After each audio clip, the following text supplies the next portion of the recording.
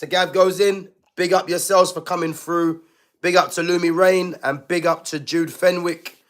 Let's see some of the questions or comments you guys have put. So ability-wise, Rashford can be world-class, but in my opinion, he lacks elite mentality to reach that level.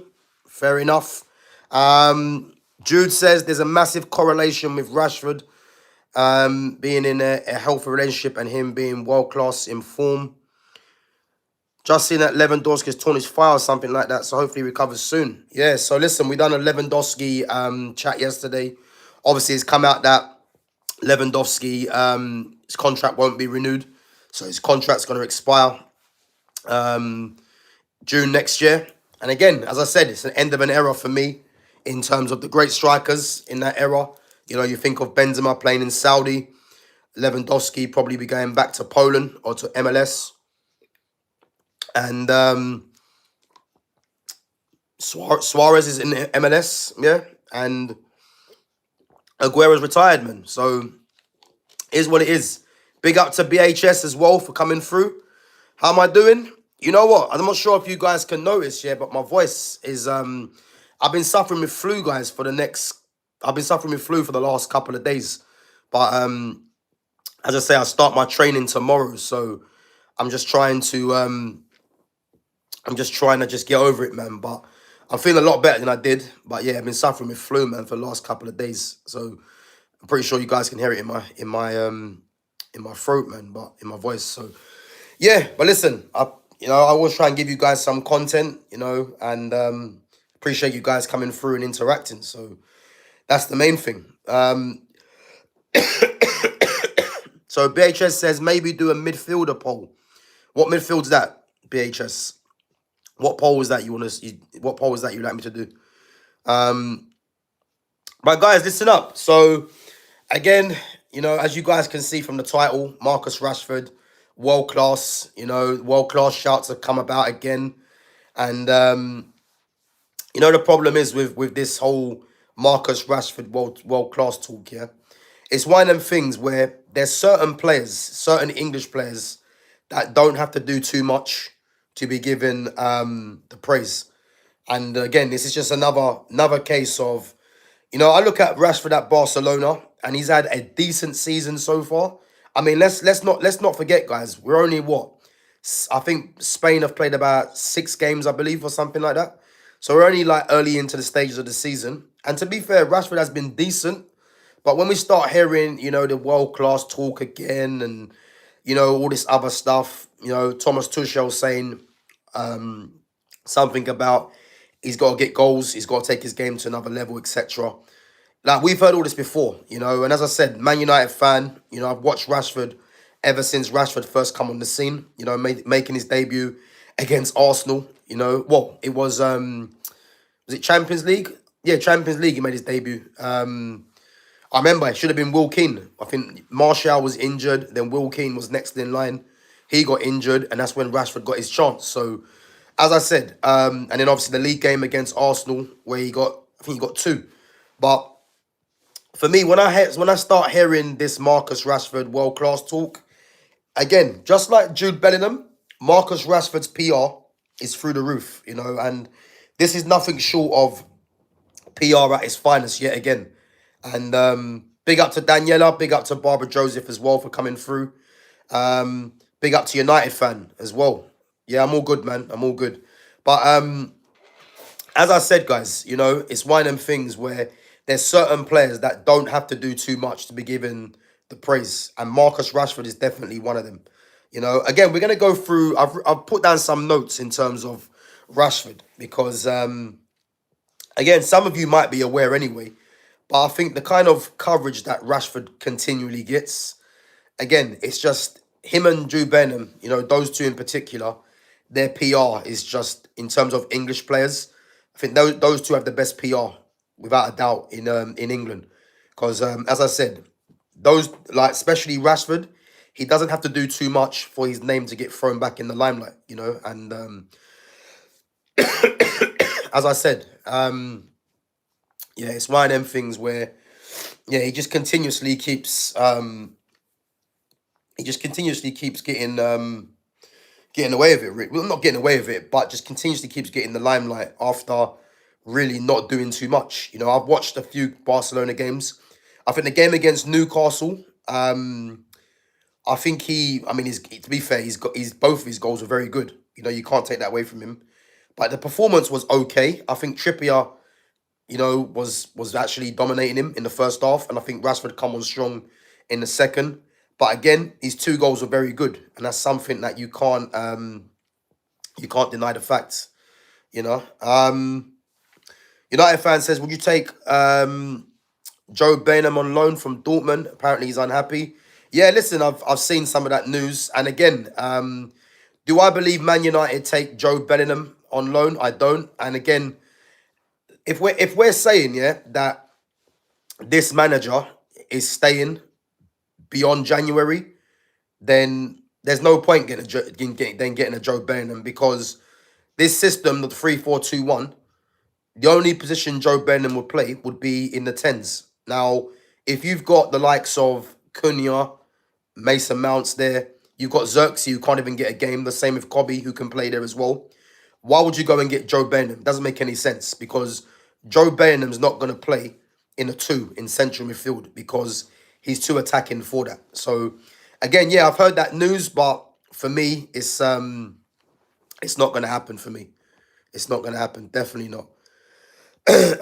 What players have impressed you on internationals? I've not watched a single minute of it. Yeah, neither have I. Neither have I. As I said, when it comes to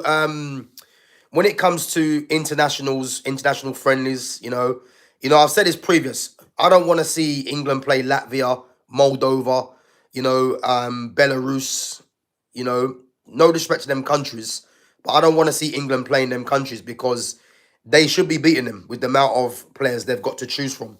I only want to see England play against the best nations and get themselves tested like that. So, yeah, I haven't been watching it myself, but yeah, it's one of them things. But just going back to Marcus Rashford anyway, as I said, at Barcelona, he has been performing relatively decent, but I think when we start hearing all this now, is he world class?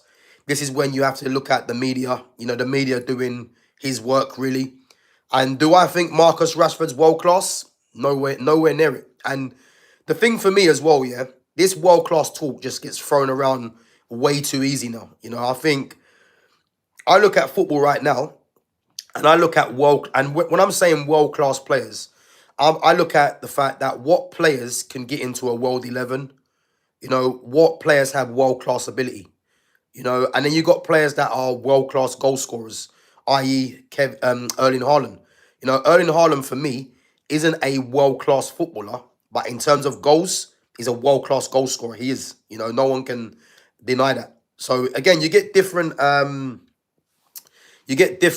of what do they call it? Different kind of tiers of players. But when I'm hearing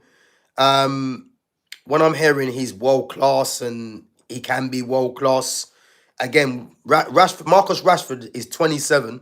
He's turning 28 at the end of the month, and we're still saying, can he be world class? And it's just funny, because I think he's one of the only players in England that gets this coverage. The facts are he's not world class, and as I said, I look at football right now.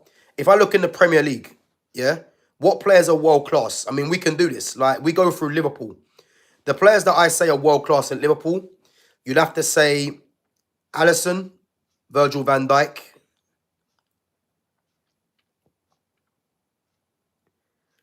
and I would say Florian Wirtz, but not on current form. But I think everyone else, again, they got very good players, Liverpool, but the world class players you have are that they have are Van Dijk and Alisson. I would say definite two players that you could argue would get into a world 11. And then, as I say, I'm a massive fan of Florian Wirtz, but on current form, you wouldn't say that. But Alisson and Van Dijk, 100%. And then we move on to Man City. Donnarumma, for me, world class. Rodri, for me, when he's fit, is world class. Erling Haaland's world class. And then you've got a lot of other players that are top players, but wouldn't be considered world class. Yeah. Then you look at, and again, that's Liverpool and That's Liverpool and Man City. Then we move on to, because I'm not going to go on to Man United. I'm not going to go on to Tottenham, but I'll go on to Chelsea. Chelsea for me have two world class players, I would say, Moises Caicedo and Cole Palmer. And then you go on to Arsenal, no one. Yeah, no one for Arsenal. So again, there's only a handful of players in the Premier League that are world class. You know, I know Lumi was going to come out with Saka, Rice, Zubimendi, Saliba, Gabriel, Timber. Yeah, listen, we've heard this all before, and the reality is none of them players will get into a world 11. They wouldn't. So we can just put that to bed. Again, the world class tag just gets thrown around too easily. But again, you look in Spain, world class. Lamine Yamal, Pedri. Massive fan of Ronald Araujo as well. I think he's world class. Lewandowski was world class, but he's declining. Rafinha on his form, you could say that, but it's difficult. So yeah, Pedri and Yamal for me. I think De Jong's touch and go, but definitely Pedri and Yamal. And then you look at Real Madrid. Real Madrid's a difficult one because again, if you're looking at players that are when you're fit, Rudiger could have an argument. Thibaut Courtois, Valverde, Camavinga. You know, massive fan of Camavinga. People were saying Mbappe. Yeah, I heard a shout. Vinicius Junior, and that's about it really. And then you go on to Bayern Munich. Harry Kane definitely. I mean, Michael Olise is a top player, but again, you've got Yamal, you've got Palmer. You know what I mean? So again, when I'm saying world class, and again, some of you are putting the names in there as well. This world class tag, it just gets thrown around way too easy. And as I said, it's one of them things where Marcus Rashford to be considered world class. If you're gonna have a world 11 team, who starts on that left hand side in the world team? You know, and for me, it's not Marcus Rashford. It's not, because although I do prefer the inverted, the right foot on the left hand side, you know, you would pick Mbappe out there, even though he is playing through the middle. Vinicius Junior as well. Who else you got? I mean, there isn't too many players really, but I just wouldn't say Marcus Rashford is world class. He's nowhere near it. Nowhere near it. So if you were to pick a current world 11, would it have any English players in the team? Personally, I wouldn't. Big up to Fitz. Yeah, listen. But this ain't really like, some people might find that offensive. Some people might not like that. But the reality is, the only player you can make an argument for is Harry Kane. He's the only one. And in actual fact, if we're looking at current form, Harry Kane would be there for me. You know, some people might say Erling Haaland. Some people might say Mbappe. Mbappe's not a natural striker, so I wouldn't put him there. You know, he's a left winger, really. And then you're looking at Harry Kane and Erling Haaland as a two number nines, because, as I said, Lewandowski's coming to the end.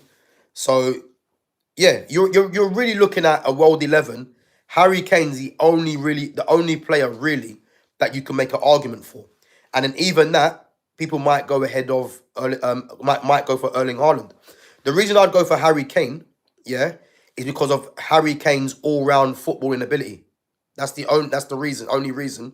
But again, this is where it comes into it. If you've got creators out wide, you'd want a goal scoring number 9, which means that Erling Haaland would be there.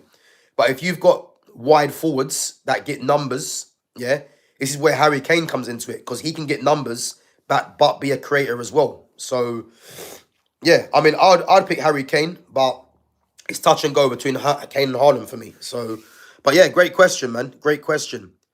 Yeah, Vinny is world class. I mean, he hasn't been world class as of late, but I think he definitely deserves that tag of being world class for sure. Palmer can't be world class. His stats in the last 12 months aren't elite, and he's crooked. Yeah, I mean, when I'm saying he's world class, he's got world class ability, 100%. Like, no one can deny he's got world class ability. But I think over the last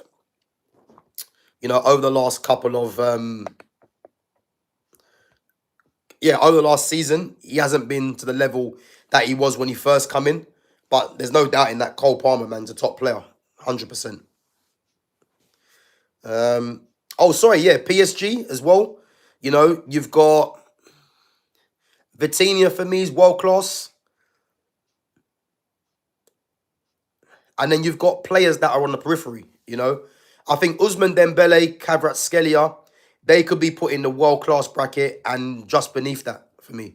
The same with, Nuno Mendes and Hakimi, they're world-class. So again, yeah, there is world-class players there, but when I look at Barcelona, they've only got two world-class players for me that are outright, and that's Pedri and Yamal. And then you've got Frankie de Jong that could be just in the same bracket with Dembele and Kvaratskhelia in that sense as well. Same with Rafinha probably. So yeah, that's what I would say. Yeah, listen, I think it's harsh, man, on Kane. Um, I definitely think Kane is definitely deserves a mention because I think Harry Kane is slept on for me. You know, he is slept on. I think the one thing that goes against Harry Kane, which I've always said, is when he plays up against the best teams, yeah, he doesn't really get the job done when it matters. When it's the World Cup final or semi-final or Euro final or semi-final or Champions League. When it comes to the best teams, you know, where he's got to get his team over the line, you know, he very rarely gets it done. So that's where the criticism for me is leveled. But in terms of his ability on the ball, his goal scoring consistently, like you can't chat to Harry Kane, really.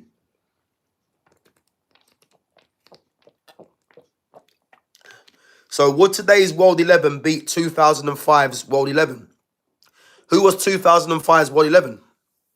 Nico Williams, he ain't world class, nowhere near it.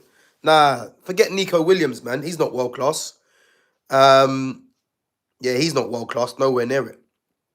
So, but guys, yeah, back on. I'm gonna go through Marcus Rashford just quickly, just as we're on it, and I will get back to some of your questions as well and your comments. But um, so yeah, listen, Marcus Rashford's best season, guys, 22-23 season. He hit 30 goals in all comps, you know, and I remember when he done that, people were calling him world class at that stage. And again, to be called world class after to be called world class after um one season of doing that, I think's over the top personally, you know. But again, this is how football's gone now. You know, it's the level has definitely declined in that sense. Um but yeah, he got 30 goals in all comps in 22-23 season. 2019, 2020, 22 goals in all comps. 2020, 21 goals in all comps. So again, on paper, decent seasons, but a guy that's been at Man United in Man United's first team for what, 9 years? Yeah, this guy hasn't broken the 100 goal barrier, which is a problem. You know, he's got 89 league goals, 11 short in 297 appearances, 42 assists for Man United. Now, for a guy that's been in Man United's first team for 9 years, that's poor to not have 100 goals in the league. You know, I don't see many people talking about that. So for me, um, yeah, it's one of them things where yeah, he definitely can't be considered world class for me. And those numbers in the Premier League are poor. However, I do think he does come back to the Premier League. I'm not sure where he goes, but I definitely do think he comes back and possibly adds to that. But to be at United for 9 years and not have 100 Premier League goals is poor. You know, it is definitely poor. Um, Ronaldinho, Frank Lampard, Gerrard, Shevchenko, Henry, Maldini, Kaká, Ibra. Well, that's not the World 11 because there's one defender and bare forwards. So that ain't the World 11. That's not the World 11. Okay, nah, Zidane. I mean, all those players that have been named there. I mean, just look at those players. Like the players now can't touch them players, but that wasn't the World 11 because there's no defend. There's no balance there. It's just all attackers. You know, so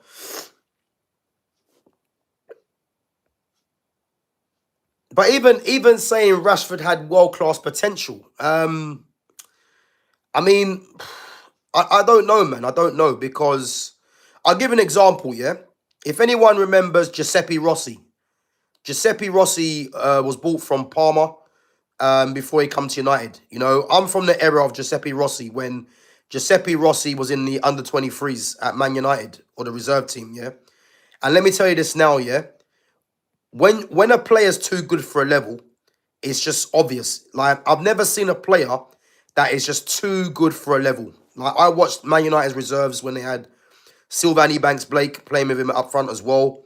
Lee Martin was there. Chris Eagles. They had loads of players that were on the periphery of the first team, yeah? And the thing is, Giuseppe Rossi was miles ahead of that level. You know, he was, again, if you're a United fan, you'll know who I'm talking about. Giuseppe Rossi, Italian striker, left-footed.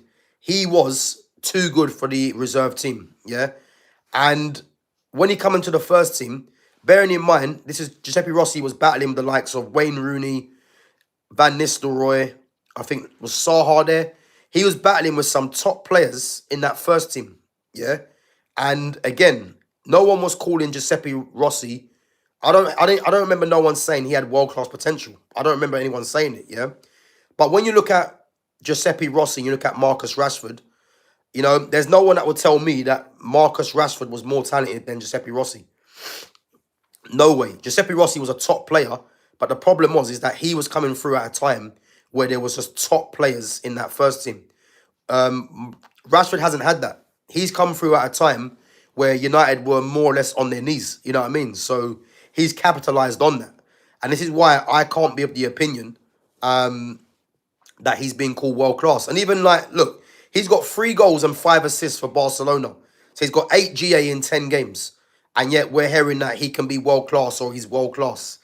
The whole thing's nonsense, man. I ain't even going to listen to that because it's rubbish. But yeah, listen, Gerard Piqué, of course, of course. Again, Gerard Piqué was at United when they had Vidic and Ferdinand. So he was never going to get a regular game time. And again, going back to Spain with Barcelona, you know, that kind of helped his career go forward.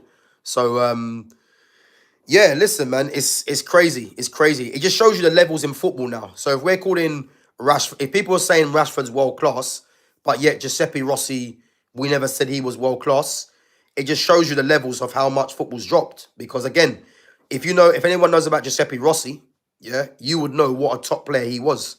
So this is why I'm not comfortable with the whole Rashford world class debate, man.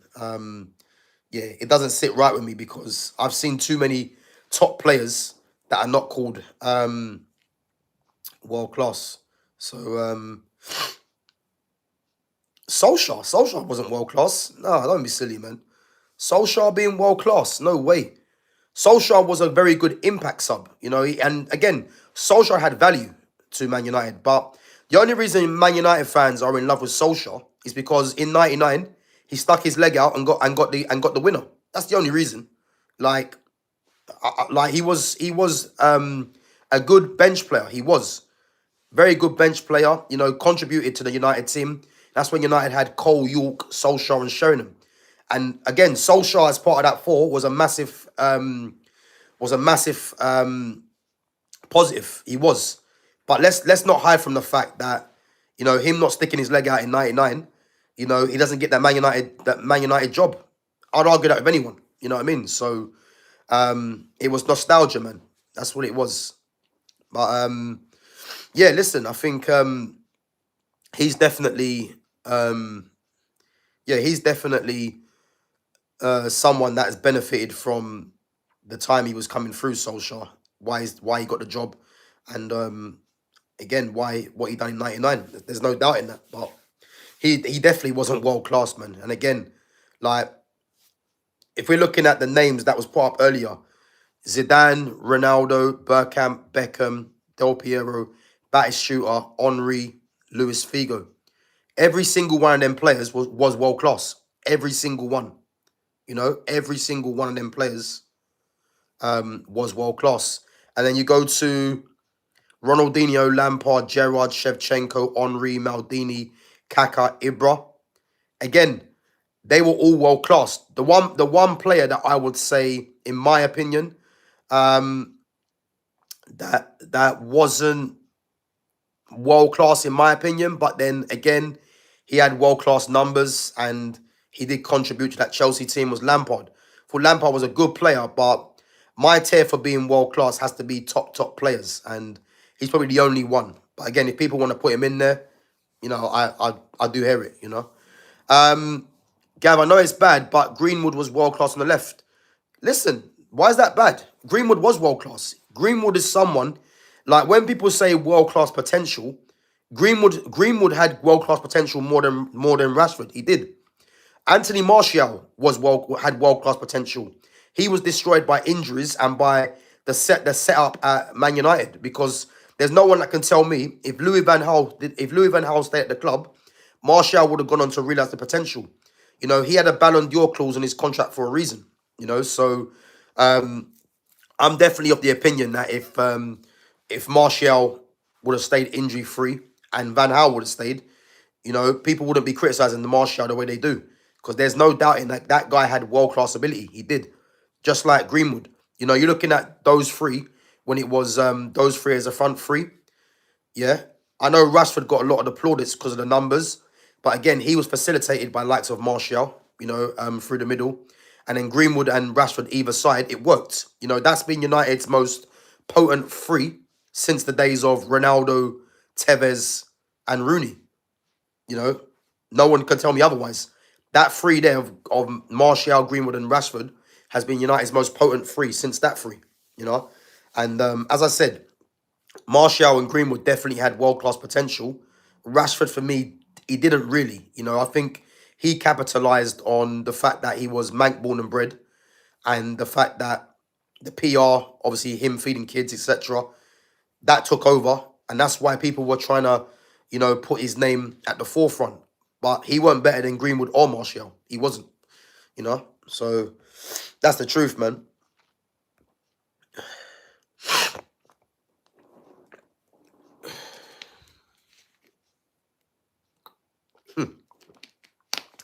I just see a comment, man. I'm gonna skip past it because I just see the laughing face. Yeah. So is there La Liga defenders that is world class right now? For me, there is. For me, again, if we're basing it on when they're fit, Ronald Araujo, Rudiger, for me, them two definitely. I think Pau Kabasi, I think potentially he's a world class defender. I definitely think that. Balde, the same. I think Balde and Kabasi, I think potentially they're world class defenders, left and right, left back and centre back. I don't think Koundé. I don't know. Koundé's a hard one. It's a hard one because as a footballer, I don't think he's great. Defensively, he's good. Valverde's a midfielder. He's not a defender. Yeah, so Kabasi, Araujo for me is definitely world class for me when he's fit. Kabasi, Balde potentially world class. Rudiger's world class when he's fit. I think Dean Howson is potentially as well. And then we're struggling. Because Atletico Madrid, do they have any world class defenders? I don't think so.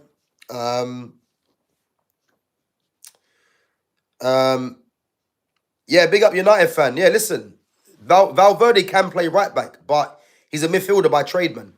Like he's a midfielder by trade that can play right back. So again, if you think of Danny Carvajal when he was out injured or suspended, and Trent being out, Valverde would fit in at right back because he's adaptable. He can play there, but he's a midfielder by trade. Like tell me a number 8 that plays right back that has number 8 on their back. That's a right back. Never seen it. Yeah, so he's a midfielder by trade, man.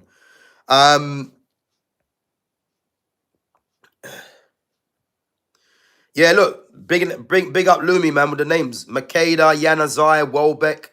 Again, Welbeck is more naturally talented than Marcus Rashford, for me, He's a better footballer than Rashford. But again, he's got the name, Memphis Depay, again. I mean, look at the quality of players that in that list, Players that were that didn't realise their potential. you know, and people would tell you that Rashford's at the top of that, which he's not. He's not. So Martial was lazy and injury prone. No wonder he struggled to get a decent club after leaving United. Rashford is miles ahead of Martial. And again, you know, it is everyone's free to their opinion, but I'm free to rebuttal the opinion because that's just a load of nonsense for me. Because at the end of the day, this whole Martial was lazy and injury prone. Again, injury prone, like you can't really help that. You know, again, the medical department would have a lot to answer for, you know, and some players just unlucky. Yeah. But when people start saying he's lazy, what I would say is that's lazy analysis. That's lazy analysis of a player. Because you're just saying he's lazy because of what? Because other fan channels have told you that, or you can't think for yourself and you're just going with the narrative that he's lazy. Martial wasn't lazy. Martial had injury issues. Yeah, too many people. Yeah, seem to think a lot of players have to play the same. You know, Martial is someone that's not gonna fly around the pitch and just try and tackle and try and win the ball back, etc.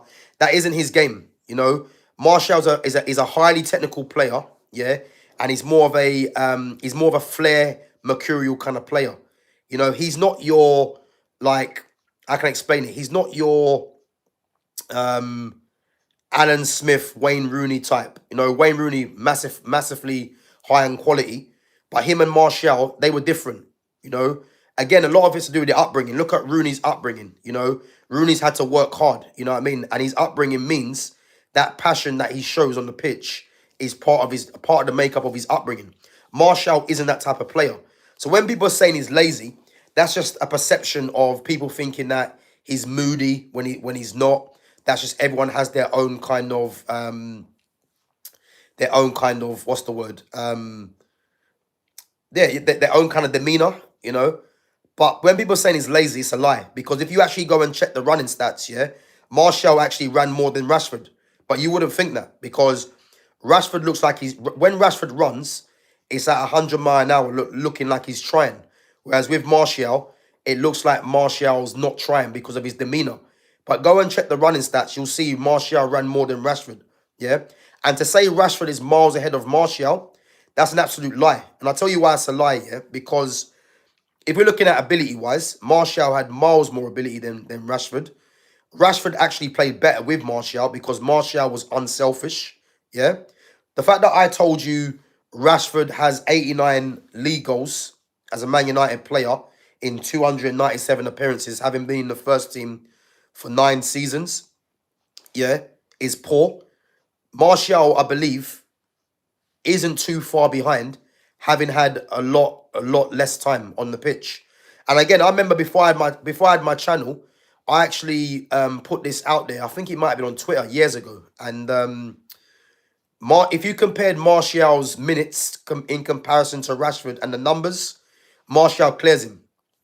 But people don't want to talk about that. Not to mention as well, Martial wasn't a penalty taker. There was a season, yeah, where Martial top scored for United. I think he might have got something like 17 or something league goals or something like that.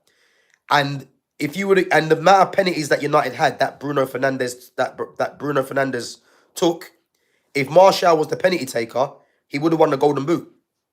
You know, because Man United had about 10 penalties that that Bruno took. Again, it's down to the player to score it. But if Martial would have been on the penalties, you know, he would have won Golden Boot. Because I think, again, if you go back and check the season, I think it was the season where, if anyone remembers the hat trick he scored, it might have been in lockdown. I think it might have been. I think the hat trick might have been against Bournemouth, I believe. That season there, just go and check the stats and the amount of penalties that United were awarded that Bruno took, and you'll see that in terms of numbers, Martial would have won the Golden Boot. So to say that Rashford's miles ahead, that's just recency bias, and it's not based on anything. Because again, tell me why you think Rashford's miles ahead, based off of what? Because it's not based off of quality. I can tell you that for free. You know. And who's the player? Yeah, well, someone's answered it. Ravel Morrison. Yeah, there we go. Big up Fitz, man. Big up to Fitz, man. He knows his football, just like a lot of you on there anyway. Listen, Ravel Morrison was ridiculous, man. Absolutely ridiculous. He was. So, again, Ravel Morrison wasn't called world class. Yeah. Um, Giuseppe Rossi wasn't called world class. So I'm not going to sit here and say that Marcus Rashford is. Why? Because he's at Barcelona. And again, Marcus Rashford's at Barcelona because of his PR. It's a fact. If Rashford didn't have good PR, would he be at Barcelona? I don't think he would be. So it was ridiculous. It was actually ridiculous. It was ridiculous, man. 100%, Ravel Morrison. Great comment here. So I think in order to fulfill potential, hard work, consistency, and discipline is what separates the great players from the others. Big up to EAE. Great comment. I agree to that. Yeah. I think with potential, you can have potential, you can have the talent, but if you don't apply yourself, it means nothing. And that is one thing that I do agree. I think, you know, one thing I don't like though in football right now is that players that are less talented and work hard, they seem to be getting preference over the real talents. And that's one thing that I don't like as much. But I do agree, if you have got the talent alone isn't good enough. You've got to put the work in, and it starts from the main thing being disciplined, being having a strong mindset as well. These things are definitely important. And for me, I 100% agree with that. That goes for anything in sport, man. If you don't apply yourself properly and you've got the talent, best believe it's not going to happen, because you've got to look at it like this, yeah? You can have a talent all you want, but if you're not applying yourself, just think of the amount of people that are trying to get to a position where you're trying to get to, so you got to apply yourself, 100%. Yeah, I agree. Attitude is just as important as natural ability. It is. Yeah, so why didn't big clubs or any decent club come after Martial? Stop glazing Martial. His injury record is shocking. Worse, no wonder he had to go. And again, yeah, this is I'm gonna answer your comments, Ghost Kid 911. But and again, don't take this the wrong way, yeah. But this is low level opinions on what you're saying. Because when you're saying why didn't big clubs or any decent club come after Martial, yeah? Again, think of it like this, yeah? Anthony Martial was injury prone, yeah? So big clubs are not going to come in for a player that is injury prone. Not to mention, whether you think it was Martial or whether we know it was managers, yeah, that didn't play him regularly. So it's not just a black and white answer to say, it's not just a straight answer to say, why didn't big clubs come in for him? Because it's not as simple to say that. Because what you need to realize, PR is a thing in football now. PR was never a thing back in the day. Yeah, so Martial had bad PR, was injury prone, and again, as you can see with the likes of Mourinho, as you can see with Ten Hag as well. Solskjaer, to be fair, did played him through the pain barrier as well, which is what led to Martial becoming more injury prone. But these things are a factor. So if you think it's just straightforward as why didn't big clubs come in for him or decent club come after Martial, it's not just an easy answer like that. There's many factors that go into it. If we're going to Rashford, yeah, as I've mentioned to you, Rashford had mad PR, yeah, which has enabled him for other clubs as well to be more interested in him. But if you're looking at a player that's had 9 years at Manchester United and has 89 goals in 297 games, do you think that's good? Because I'll tell you now, it's not. Because again, you look at Anthony Martial's record for Manchester United, and you'll find that he's got similar numbers to Rashford in less games, in less minutes on the pitch. So what's that telling you? It's telling you that Rashford's PR and the fact that he's less injury prone has played its factor in why in why he's still getting clubs after him. Not to mention he's playing in England. Martial's always been behind the eight ball, really, coming to England in terms of the fact that, the media had a big thing against him because they said he was lazy. They said that he had a bad attitude, which all this is nonsense, by the way. And again, once the media have a perception on you, yeah, in this country, it's very hard to shake it off. So I'm someone that plays a keen interest in things like this because I've seen how the media work. If you're a player that's liked, especially in this country, if you're English, your PR will never go down. But if you're a French player or if you're a foreign player, for instance, and the perception is that you're lazy or you're what's the word? You have a facial expression that isn't too welcoming, they will create all these kind of narratives. I've seen it. I've seen it all too many times. So again, it's not about me glazing Martial. You just need to understand that not everything is what it seems. And it's not as just plain and simple to say, why didn't these big clubs come in for him? There's a reason why Martial had a Ballon d'Or clause in his contract as well. People might laugh at that now, but there's a reason why he had that in his contract. Yeah. And again, when he was signed for Man United when he was 19, yeah, his first season under Louis van Gaal, 17 goals in all comps. Yeah. You go and tell me a 19-year-old that done that, moving from a different country, in one of the major leagues, that's done that as a 19-year-old in their first season. Go and show me. Go and show me a player that has done that in a different country as a 19-year-old, getting that return of numbers. And as I said, the fact that Van Gaal got sacked was a massive, massive issue. So again, everyone's free to their opinion, but I think sometimes we need to break things down, to think why certain things didn't happen.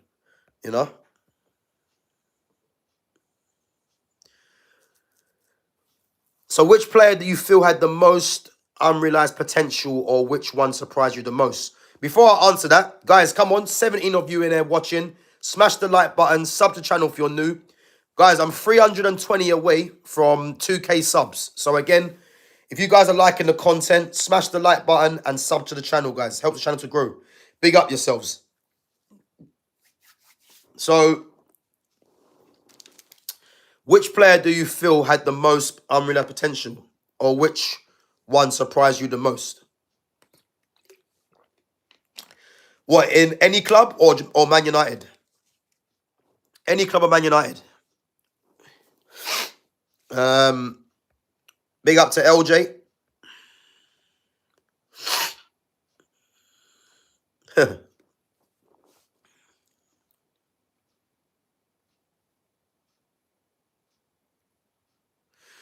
So Rashford has PR because of what he does for the community off the field.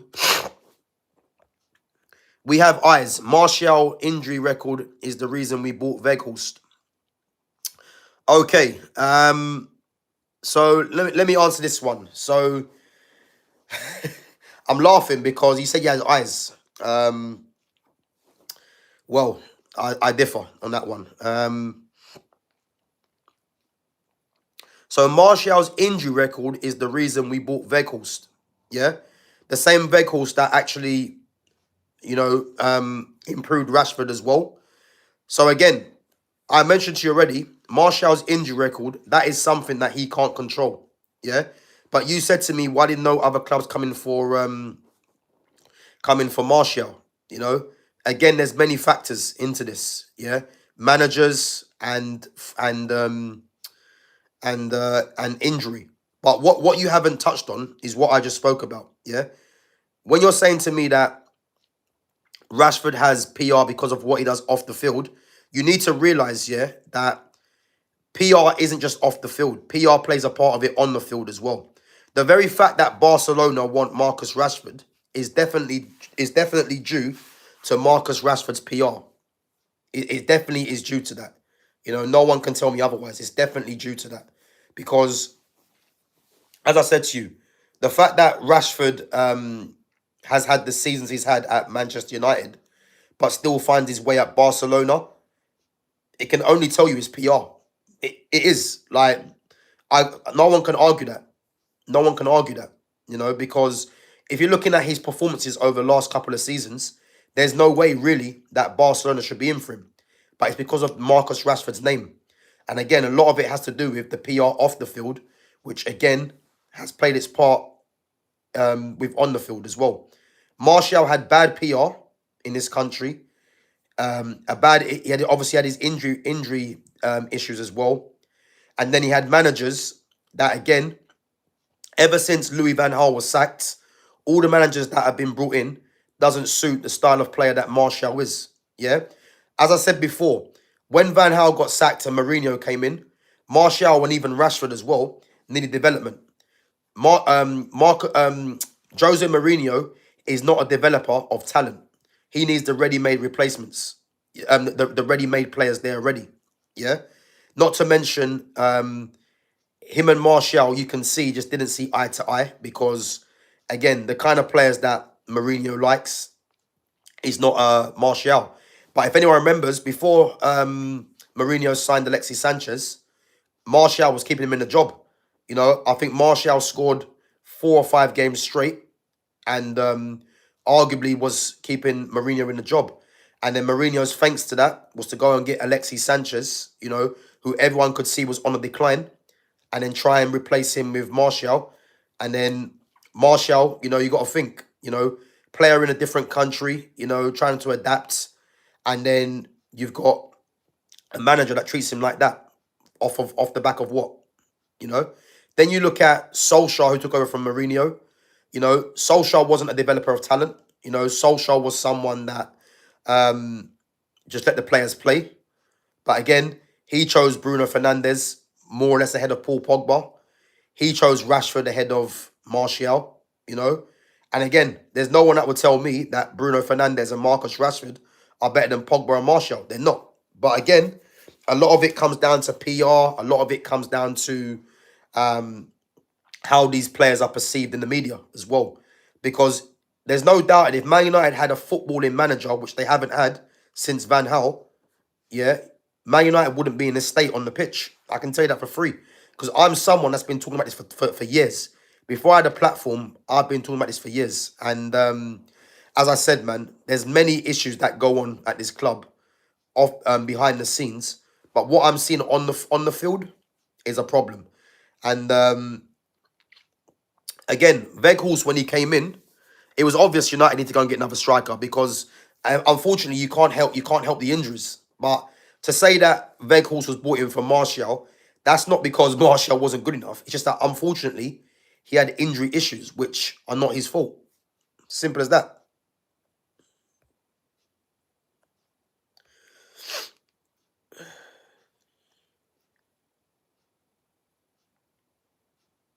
No, but listen, Ghost Kid, yeah? It's not about me protecting Martial. It's nothing to do with that, yeah? I just like to give you guys a different point of view, yeah? And again, as I said, like, when I'm talking about certain things, yeah, a lot of the media and a lot of these pundits, they don't talk like this because the reality is they have no interest or they're not aware. But when I'm coming out with certain things, is because for you to just say that Martial was lazy and he's injury prone, you have to break down things like this because it's like, for me, I don't think it's fair or I don't think it's just that you just say he's lazy and he's injury prone without having any back into what you're talking about. Yeah, because I can guarantee you're getting a lot of this talk from other fan channels or the media, which are actually lying to you. Because what they'll tell you is that they'll tell you Martial's lazy, yeah, but what's it based on, really? They can't tell you why they think he's lazy. It's only because a perception and a narrative has been built around that player. But then if you actually go and show the running stats, the running stats will show you he runs more than Rashford. But Rashford's never called lazy. So answer yourself that question. And again, that's what my channel's for. My channel's for to give you a different point of view on certain things. Yeah, because the media won't do that. If there's a player that's not rated, they'll just try and put bad press out for them and try and fool the public, But again, someone that's been in football as long as I have, you're never going to fool me because I'm never going to go with the majority opinion. I'll always have my own opinion and I'm not going to change. So It is what it is, man. So EAE says, how does the PR stuff work? Again, I'll show you how the PR stuff works, yeah? I done a stream the other day on Jude Bellingham, yeah? And again, this is PR at its finest, yeah? Jude Bellingham's not in the England squad because Thomas Tuchel dropped him, yeah? Now, again, he's come back from injury. His form hasn't been good. And because he's a media darling, Jude Bellingham, you know, I've mentioned light skin, sharp hairline, etc. They all play a part of the PR, passion merchant kind of player, yeah? Now, the thing with Jude Bellingham, he was replacing that squad by Loftus-Cheek. And it's not hard to figure out that Jude Bellingham and Loftus-Cheek, both 6 foot players, you know, both playing a similar position for club and country. So Loftus-Cheek was a replacement for Bellingham in the squad. Yeah. Now, when I'm telling you about PR, Jude Bellingham, along with Rashford, has the best PR in England as a player. Yeah. Now, the fact that this whole mental health stuff come out with Jude Bellingham about the macho thing, again, I spoke on it the other day. Yeah. For me, it's good timing that he's not in the England squad. And then now he comes out with, and now this interview comes out where he's struggling with the mental health side of it, saying that he has to be a macho kind of guy. Yeah, I can guarantee you this now. Yeah, if he was in the England squad, do you actually think that that would have actually come out? Because I don't think it does. Yeah, I think it's a case of, again, I'm not saying he hasn't got mental health issues and all that kind of stuff. That's not what I'm saying. Yeah. But it's very convenient that that comes out at the time that he's not in the England squad. And then what happens? This whole him saying about he's struggling with mental health, etc., that will play on the heartstrings of the average fan to try and put his name back in the limelight. You know, even today, yeah, I see today Charlie Austin on Sky Sports saying, I know Jude Bellingham's not in the England squad now, but he's definitely going to be a star in my eyes. Again, that's part of the PR, because if we're being serious, yeah, when everyone's fit, does Jude Bellingham start for England? Not for me, because there's better options in central midfield and there's better options in the 10. But I know more than anyone when it comes to that World Cup squad, Jude Bellingham will definitely be there. There's no doubt he's going to be there. The fact that he's got mad PR, the fact that he's at Real Madrid as well, he's definitely going to be in the England squad. We know that, yeah? So for me, it's one of them things where this is how PR works. He's got mad PR, and the fact that he's at Real Madrid, the fact that he's a media darling as well, you know, all you hear in the media is, you know, and I'm not saying it's not true or not, but his family have done a great job with him, you know, all that kind of stuff. This all plays into the PR, you know, public relations. It all plays into it. So as I said, he's a prime example of how you can have mad PR in today's football, and then it won't take long for you to be in the limelight. Again, if Real Madrid's play the next game and Bellingham's on the score sheet, or he plays well and then Real Madrid batter some team, again, all you're gonna see on Sky Sports News, Jude Bellingham, he's back to winning ways, or you know, he's showing his quality again. That's all part of the PR. So my point to you is, it doesn't take much for certain players to do something in a game for their PR to be back on top and they're back in the conversation.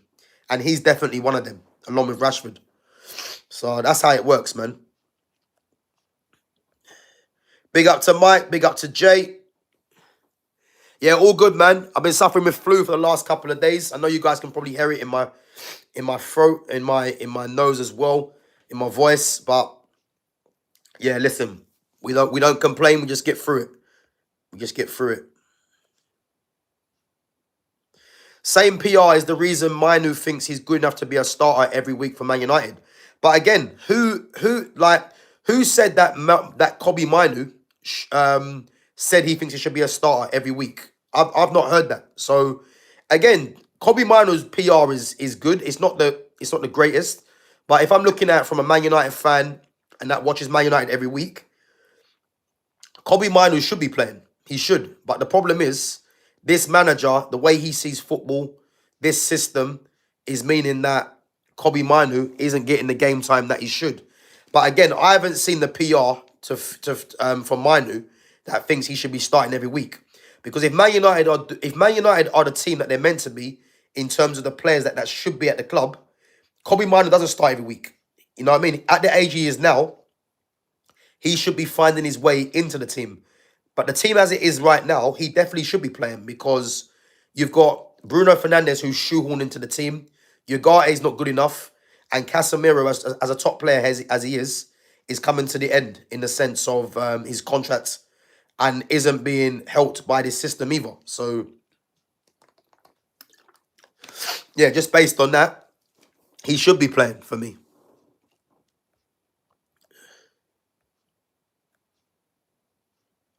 So the two biggest PR merchants are English, Rice and Bellingham. Yeah, Declan Rice is definitely up there, but I think Rashford for me, him and Bellingham, I think are the top two, and Declan Rice is closely followed by that. He is. So yeah, I agree. I agree.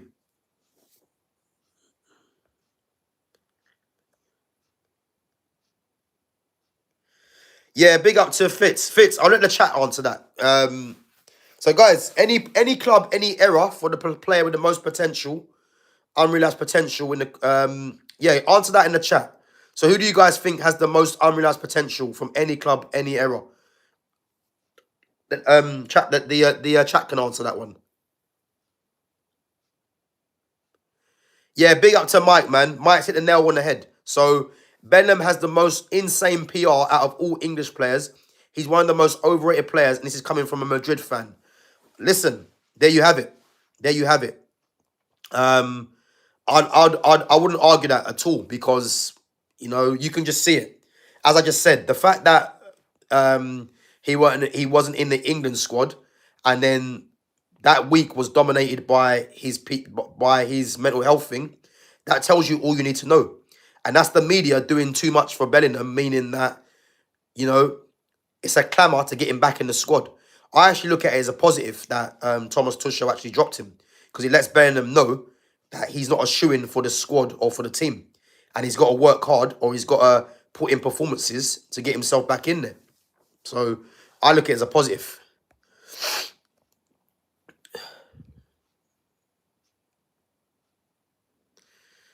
So I think as a Man United fan, it's our job to protect foreign players. Here, look at how media treated Pogba and Martial. They are doing it to Sesko now. I agree. I agree. Listen, I've spoken about Pogba and Martial for years about how they're treated. We all know why that is, yeah? It's the same reason why Fred got treated the way he did, the same reason why Eric Bailly did as well, Jadon Sancho. There's a running theme. The common denominator from that was Marcus Rashford.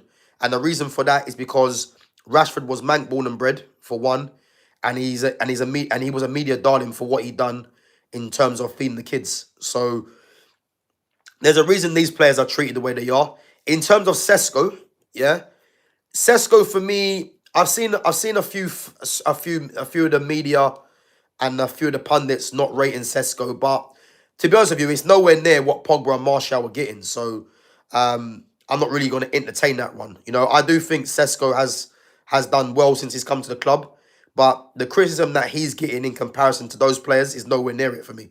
So yeah, again, the media and the pundits, they're gonna have their reasons for why they do it. A lot of them are scripted, by the way, as well. So yeah, my thing is, don't pay attention to the media. If I'm honest with you, have your own mind and come onto channels like this where you're gonna get the real truth. Because as I said, I've watched football long enough. I've been involved in football long enough to know how these things work. You know what I mean? And as I said, if people don't think PR is a real thing now, it is. Because back in the day, it wasn't. But right now, it's one of the biggest problems for me. You know?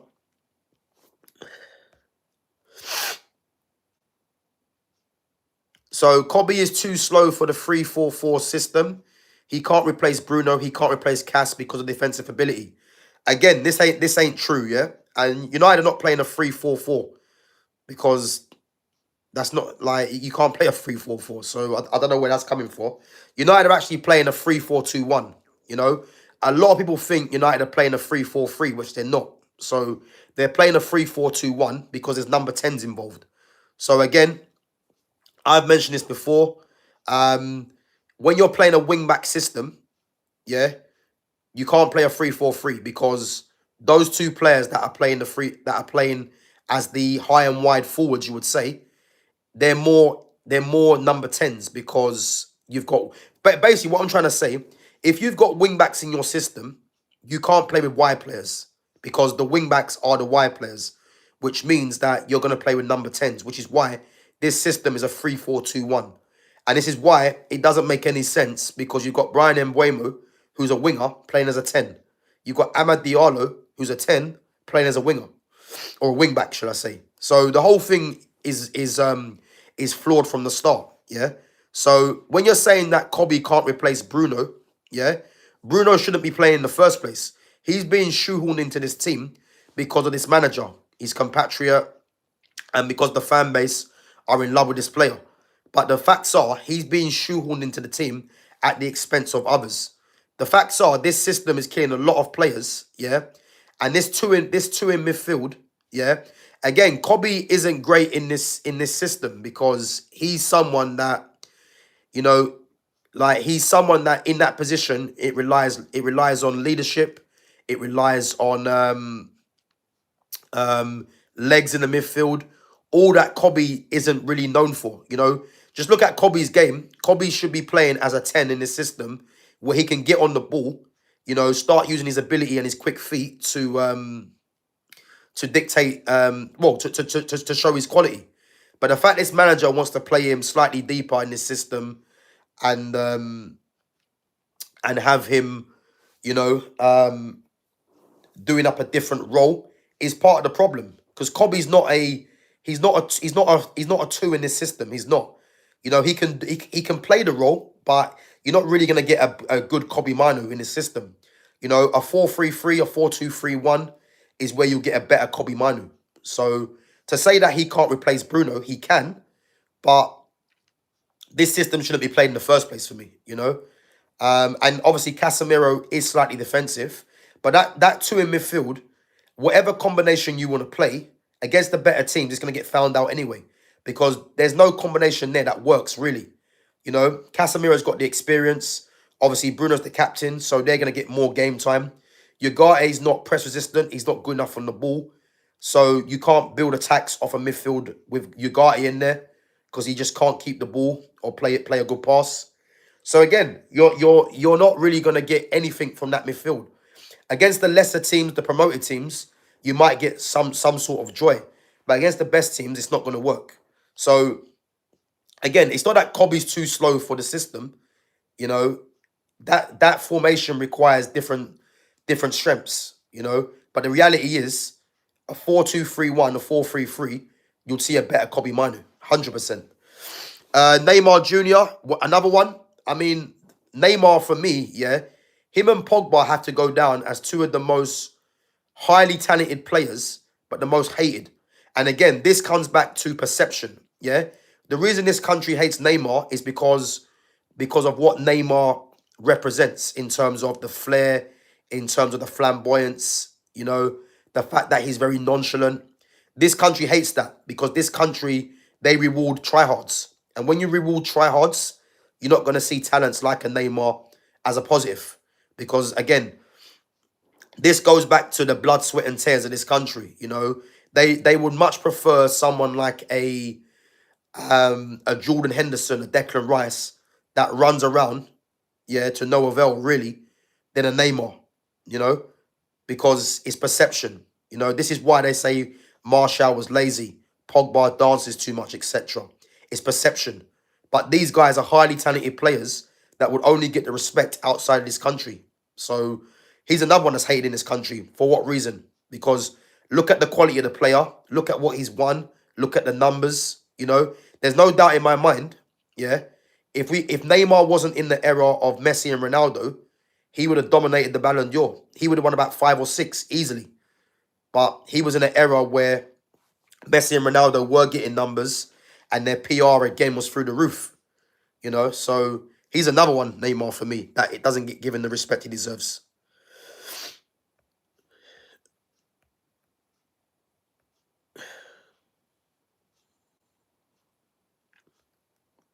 Big up to Burhan. Big up to Barbara Joseph with the super sticker. Says, good luck, Man U v Liverpool. Yeah, listen. Yeah, Anfield, that's going to be a game, as I said.